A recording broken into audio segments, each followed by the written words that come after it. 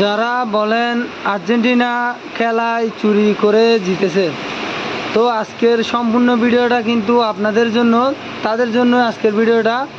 সম্পূর্ণ ভিডিও দেখবেন আর আমার কথাগুলো সবাই মনোযোগ দিয়ে শুনে যাবেন। এখানে যদি আমি কোনো কিছু ভুল বলে থাকি তাহলে আমাকে কমেন্ট বক্সে আপনাদের মূল্যবান মতামত কিন্তু জানাতে পারবেন। কোনো সমস্যা নাই, আমি মন খারাপ করব না। এখানে কোনো তর্ক বিতর্ক নাই, কোনো তর্ক বিতর্ক নিয়ে আমি কথা বলতেছি না। যেটা রিয়েল, যেটা সত্যি, যেটা রিয়েল সেটাই বলবো, আমি সেটাই তুলে ধরার চেষ্টা করব। প্রথমত কথা হচ্ছে যে এটা হচ্ছে যে একটা 2026 সালের বিশ্বকাপ ফুটবল খেলা। এখানে প্রথমত বলতে গেলে চুরির কোনো চান্সই নাই।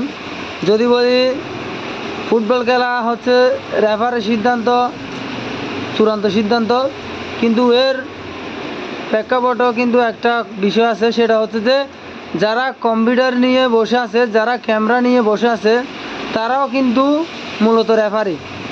যে ফলটা কিন্তু গেঞ্জি ধরে, গায়ের গেঞ্জি ধরে টান দিয়েছিল, ধরে রাখছিল, ওটা কিন্তু মাঠে রেফারি কিন্তু দেখে নাই, কিন্তু ক্যামেরা কিন্তু দেখে ফেলছে, ক্যামেরা বন্ধ হয়ে গেছে, যার কারণে কিন্তু ওই গোলটা কিন্তু দেয় নাই, ওটা বন্ধ করেছে।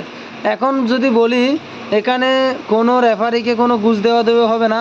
এখানে কোনো আর্জেন্টিনা এসে 2-5 লাখ টাকা দিবে না রেফারিকে, অথবা কোনো এই যে মিশরের কোনো কেউ এসে রেফারিকে 2-5 লাখ টাকা ঘুষ দিবে না। এখানে কোনো ঘুষ দেওয়া নেওয়ার কোনো চান্স নাই। এটা হচ্ছে বিশ্বকাপ খেলা, এবং এই খেলাটা সারা বিশ্ব দেখতেছে, সারা বিশ্ব হাজার হাজার কোটি কোটি মানুষ দেখতেছে এটা। এখানে চুরি করার কোনো চান্সই নেই, এক কথায় চুরি করার এখানে কোনো চান্সই নাই। এই খেলাটা কিন্তু সবাই দেখে, সবাই একেবারে ছোটো থেকে বড় করে সারা বিশ্বের মানুষ সবাই দেখতেছে খেলাটা। এখানে চুরি করার কোনো চান্সই নেই। তো আমি প্রথমত ভাবছিলাম যে আজকে আর্জেন্টিনা হেরে যাবে, আর্জেন্টিনা এবার আর কোনো মতে জিততে পারবে না মিশরের থেকে।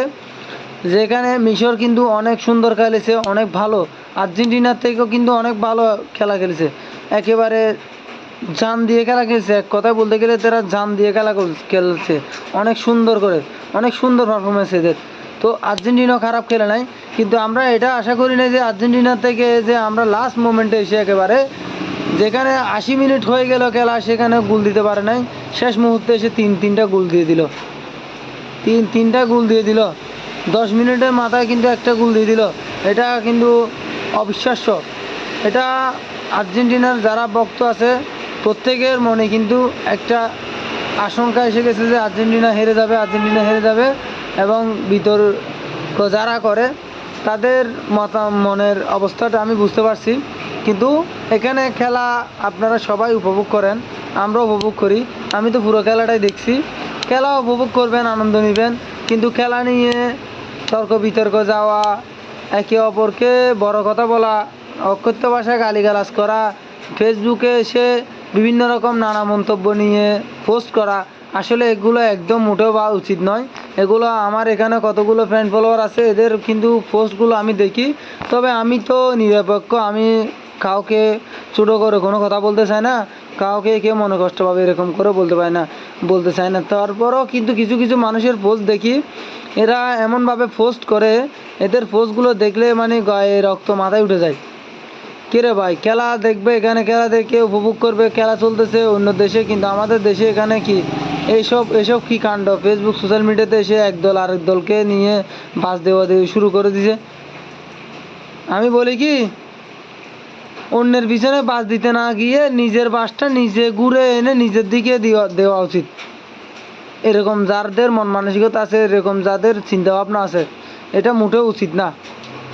খেলা খেলবেন, সাপোর্ট করবেন, ভালো কথা, একজন আরেকজনকে নিয়ে সমালোচনা করা, এটা কোন ধরনের বিহেভিয়ার, আর এটা কোন ধরনের মানসিকতা?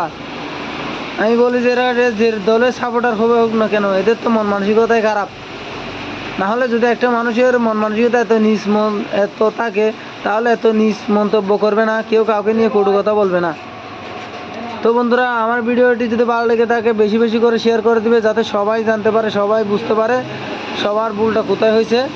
এখানে কোনো পক্ষাপক্ষি নেই, এখানে সব সম্পূর্ণ খেলা হচ্ছে যে নিরপেক্ষ খেলা, এখানে খেলা চলে নিরপেক্ষ। এটা আর্জেন্টিনা বলেন, ব্রাজিল বলেন বা অন্য দল বলেন, যে দল বলেন, এখানে নিরপেক্ষ খেলা চলে। এখানে কোনো টাকা দিয়ে বা ঘুষ দিয়ে রেফারিকে কিনে এরকম কোনো খেলা চলে না।